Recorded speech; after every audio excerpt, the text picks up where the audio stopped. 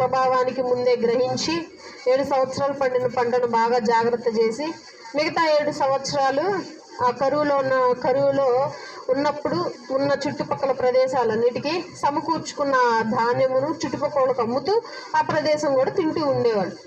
ఇలా కనాను దేశంలో ఉన్నటువంటి గోత్రికులందరూ యోసేపు గారి దగ్గరకు వచ్చేస్తారు. అంటే ఐగుప్తు దేశానికి వచ్చేస్తారు.